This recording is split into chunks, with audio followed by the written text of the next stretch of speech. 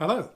We're looking at number 4 this week in our series on making friends for God. This one's entitled Prayer Power, Interceding for Others, and certainly something we should be doing.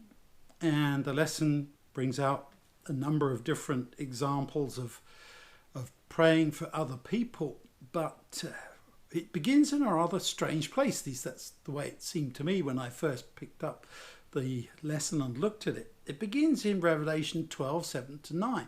Let me read it to you. There was war in heaven. Michael and his angels fought with the dragon. The dragon and his angels fought, but he was not strong enough, and they could no longer remain in heaven. The great dragon, the ancient serpent called the devil and Satan, who deceives the whole world, was thrown down to the earth, and his angels with him. Is that something that you would begin with when you were thinking about the issue of prayer and interceding with others? But as I thought about it, you need some kind of background to what's going on and why we're here. Certainly true. And the fact that we are in this war means that the power of prayer is even more important. Do you remember that Jesus spent a long time praying? Why? If Jesus is God and he says, if you see me, you've seen the Father, and all the rest of that, why did Jesus need to pray? Because of his humanity and because he wanted to hold on to that connection with his Heavenly Father.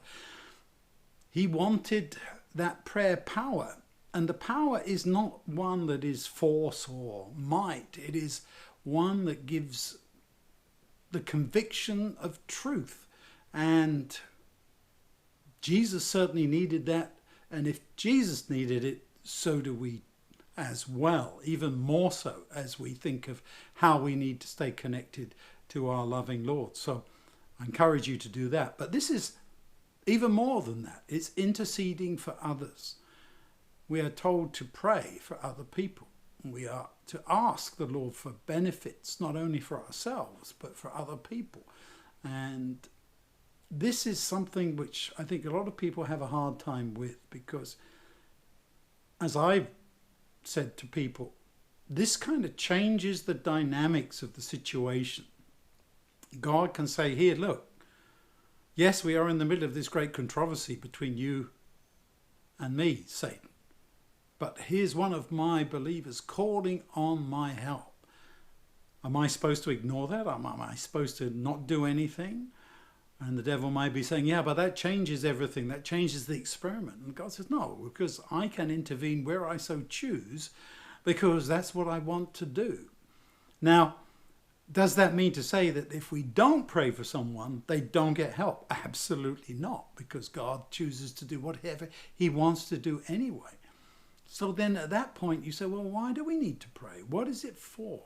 Even praying for other people.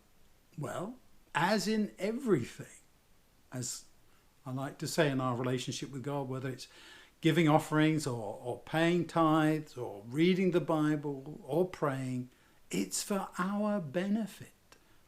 Our benefit and the benefit of people around. When people tell me that they're praying for me, I appreciate that. I love it. I wish that everybody that I'm speaking to now would pray for me, because I really do know that I need those prayers. So as we think about what we call intercessory prayer, big long name for talking to God about the people you know and love, the people you care about, the people you want to see helped, even people you don't even know when you hear of disasters and problems in the world and so on.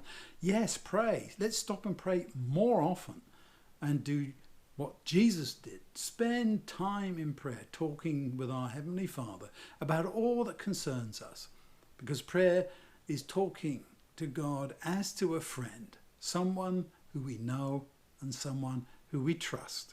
Let's all think about that and do it.